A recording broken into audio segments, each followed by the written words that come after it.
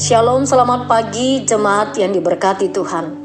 Kembali bersama dalam renungan pagi Jemaat Gemi Kanaan Medan Selatan di hari Senin 18 November 2024. Mari siapkan hati, kita akan mendengarkan firman-Nya, kita berdoa. Allah yang Maha Kasih, kami bersyukur untuk anugerah-Mu memberikan kami hari baru. Memulai hari baru ini kami mau mendengarkan firman-Mu. Pimpinlah kami melalui kuasa Roh Kudus-Mu. Di dalam nama Tuhan Yesus kami berdoa. Amin. Firman Tuhan pagi ini dari kitab Daniel, pasalnya yang ke-8 ayat 1 sampai ayatnya yang ke-14. Jemaat terkasih, firman Tuhan ini bicara tentang penglihatan Daniel. Oleh sebab itu saya sangat berharap kita membaca teks ini secara utuh. Saya membaca di Daniel pasal 8 ayat 1 sampai 4, demikian firman Tuhan. Pada tahun ketiga pemerintahan Raja Belsazar, tampaklah kepadaku Daniel suatu penglihatan sesudah dan tampak kepadaku dahulu itu. Aku melihat dalam penglihatan itu, dan sementara aku melihat, aku berada di Puri Susan di wilayah Elam. Aku juga melihat dalam penglihatan itu, aku berada di tepi sungai Ulai. Aku mengangkat mukaku dan melihat tampak seekor domba jantan berdiri di depan sungai itu. Tanduknya 2, kedua tanduk itu tinggi, tetapi yang satu lebih tinggi dari yang lain, dan yang tinggi itu tumbuh terakhir. Aku melihat domba jantan itu menanduk ke barat, ke utara, dan ke selatan. Tidak ada seekor binatang pun yang tahan menghadapi dia, dan tidak ada yang dapat menyelamatkan dari kuasanya.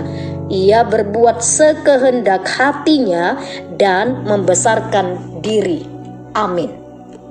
Jemaat terkasih, saya memberi tema firman Tuhan penglihatan Daniel. Jemaat terkasih, pernahkah kita mendengar pepatah yang mengatakan di atas langit masih ada langit?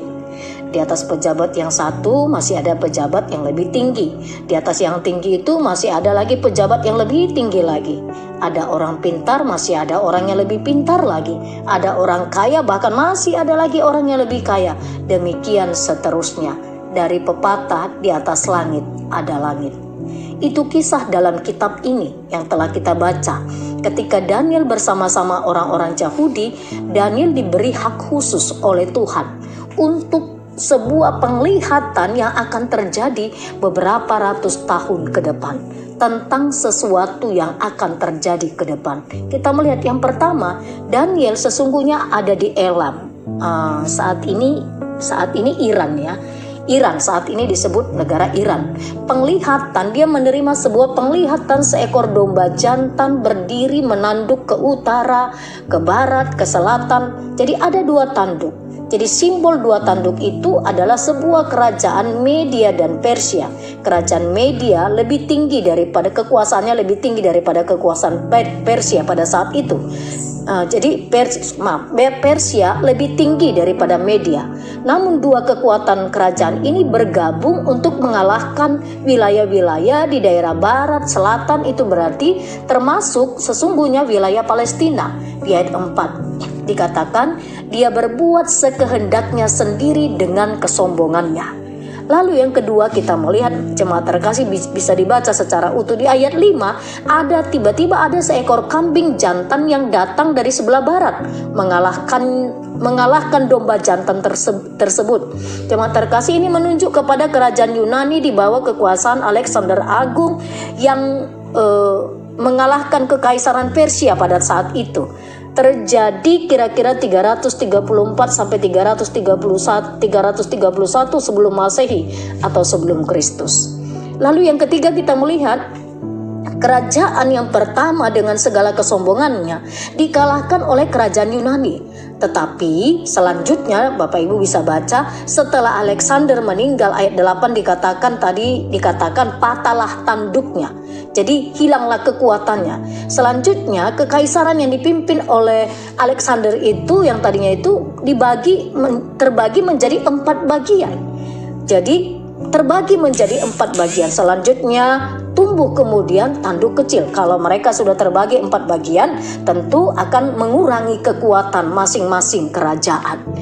Mereka masing-masing memperluas wilayahnya di ayat 11 sampai ayat 12. Jadi Bahkan ia mau menghapus selanjutnya, ia mau menghapus agama dan budaya Yahudi. Di akhir pemerintahannya bahkan mereka sempat membawa berhala ke bait Allah. Jadi nampak begitu berkuasa, bahkan imam-imam Yahudi pun dirampas kekuasaannya. Dalam kondisi yang seperti penglihatan Daniel itu, orang-orang kudus sebenarnya bertanya, sampai kapan itu terjadi? Jemaat terkasih, dan ini berlangsung kurang lebih 300 tahun. Sampai akhirnya penyembahan bait Allah dipulihkan. Apa yang dapat kita pelajari dari penglihatan Daniel ini? Menarik sekali, saya hanya bagi dua bagian besar. Yang pertama, penglihatan Daniel ini kemudian adalah benar-benar terjadi. Apa yang disampaikan dalam bacaan kita tadi betul-betul terjadi dalam sejarah. Jadi Alkitab kita adalah fakta. Untuk itu, kita sebagai orang Kristen, sebagai pengikut Kristus, kita harus bersyukur ketika kita telah dipilih menjadi orang Kristen atau pengikut Kristus. Jangan ragu, Alkitab kita adalah fakta, up to date, dari dulu, hari ini, bahkan sampai selama-lamanya. Yang kedua, pelajaran penting juga kita diingatkan agar jangan meninggikan diri. Sesukses apapun kita, sehebat apapun kita, sekaya apapun, jabatan apapun yang kita miliki, ingatlah itu kesempatan yang diberikan Tuhan. Jangan menjadikan kita orang yang sombong. Kita belajar meneladani Yesus, Raja di atas segala raja, tapi rela merendahkan dirinya demi saya, demi jemaat, demi dunia, agar tidak ada orang yang binasa. Mari bersama-sama belajar dari penglihatan Daniel untuk kita merendahkan diri kita. Amin. Kita berdoa. Bapa Surgawi, terima kasih untuk firman-Mu yang sudah kami dengarkan. Kiranya kami dikuatkan untuk mau merendahkan diri di hadapan Tuhan, sehingga lewat kesaksian kami, orang boleh melihat kemuliaan-Mu. Kami membawa seluruh jemaat-Mu yang dalam keadaan sakit, rawat inap, atau yang sedang rawat jalan, siapapun mereka, yang sakit Tuhan pulihkan, yang berduka Tuhan hiburkan, yang bergumul Tuhan beri kekuatan. Kami juga bawa kepadamu untuk orang-orang miskin secara jasmani. Tuhan berkatilah kehidupan mereka, peliharalah mereka, dan ajar kami juga untuk mengasihi mereka, berbagi kepada mereka. Kami serahkan mereka seluruhnya kepadamu. Berkati pelayanan kami di GMI Kanaan Medan Selatan. Di dalam nama Tuhan Yesus Kristus kami berdoa. Amin. Shalom, tetap semangat, Tuhan Yesus memberkati.